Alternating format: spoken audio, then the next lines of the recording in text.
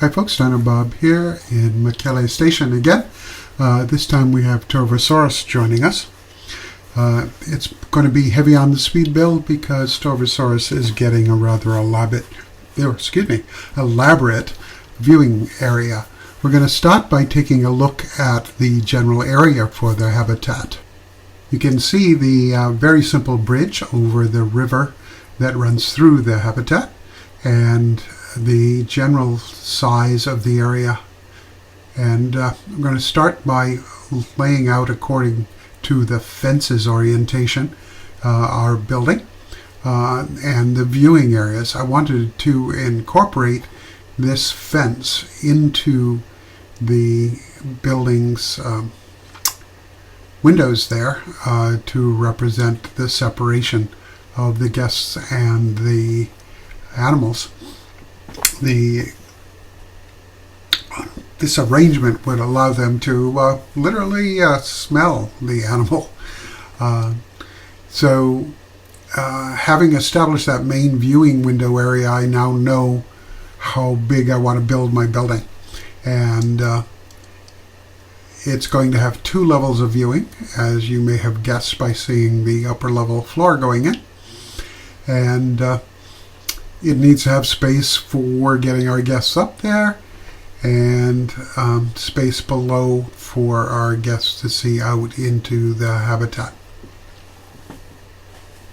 The theme is a little bit arid because this is part of the Morrison area in the park, and it generally was a relatively arid region. So the animals tend to like that kind of climate, and so that's what they're going to get. I would have been much happier putting in Allosaurus at this point, but we still don't have Allosaurus. It's on its way, but it will be a while yet. And this is the U15 changes to everything build. I'm trying to continue to improve the park's rating by getting more animals in, and also to get the guests to come deeper into the park, which I'm having a lot of trouble with. They're still snarling at 2 places in the first circle near the entrance, and I'd really like to get them to go deeper into the park and maybe stop that. So I decided to put a stairway on either side, basically make it a walk-through kind of arrangement for the upper viewing area. And there was a lot of fussy work to get the building to play nice with the stairs and the space, and you'll see a little bit more of that in a bit.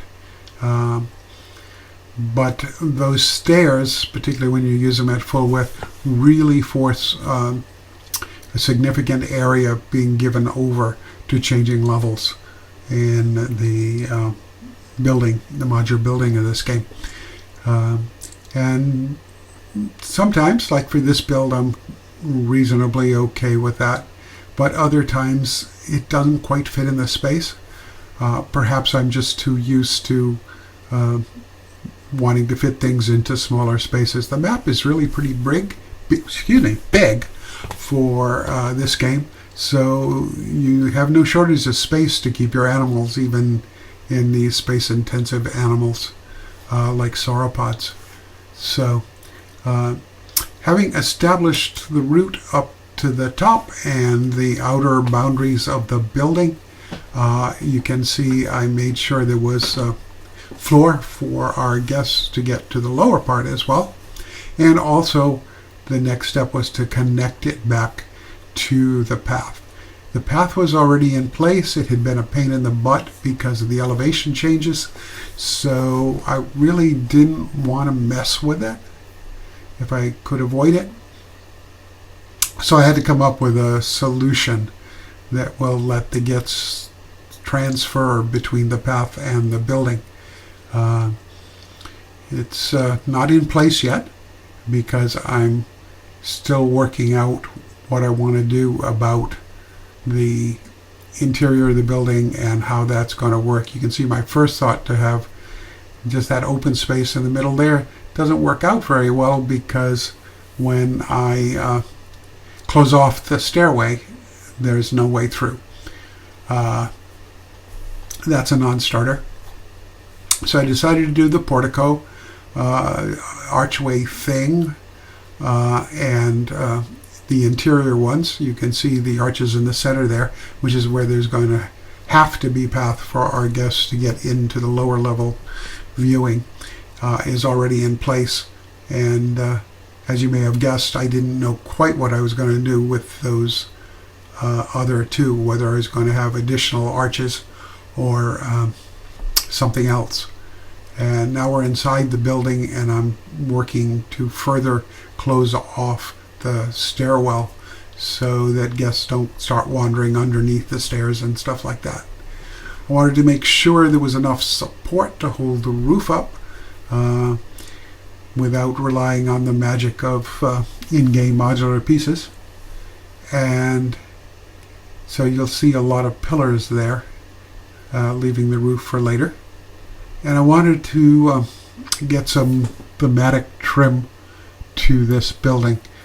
So I decided to use the footprint trim piece. Since it is a theropod foot and Torvosaurus is a theropod, that seemed to make sense for me. You can see me aligning it at a height where it doesn't clip the archway, but still covers up the floor sticking through. And it's easy enough to copy them and pull them through, but it also revealed that I hadn't quite gotten two of the pieces touching each other, because I relied on the column to hide them, which is a pretty standard trick. The two-piece walls on either side that are rectilinear to the building were easy to put in. The angles were more difficult. That very rudimentary bridge needed to look better and also keep our guests from stumbling off the edge of it into the river or just down onto the rocks and hurting themselves. So this is a sort of a wall piece used to make the railing at approximately 1 meter height, and getting it lined up with the bridge was a bit of a fuss, and then getting it the right length so that the inclined areas on either side of the bridge would meet at a flat point where there's that nice straight piece along the edge of the bridge.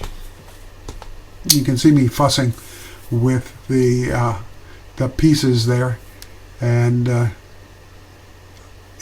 this kind of structure is very hard to get to go at an angle without a fussy trick to distort the pieces that I don't find easy to do.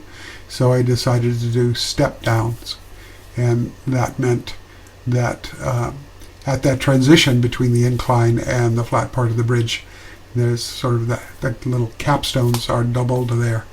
I thought that added a nice little detail to the bridge. So having done one side of the bridge, it's easy enough to duplicate it and bring it over to the other one.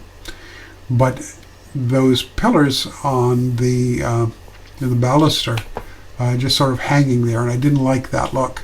So it was time to sink pilings from the bridge into the sediment beneath, and decided to make them sort of pedestal type so that they come up to the baluster, and then it's slightly bigger than the upright on the baluster. It gives it a little bit more dimensionality doing that. We're still suffering from the water that doesn't let you see through it to things that are below the surface most of the time, or most of the things. The devs have that on their to-do list, but they've been doing so much else lately. We still don't have, when I'm recording this, the rest of Update 15 quite yet, although much of the challenge features of it are in and functional, even though some of the animals' breeding capacities seem to be terrible for some people and just fine for others, which has got to be the kind of bug that makes it really tricky to hunt down. So here's a little bit of live view with the building done. You can see the animal silhouette used as a decoration, and again at the name for the viewing pavilion. And here we are inside of it, taking a look out the ground level. The binoculars work just fine between two of the bars, which is great.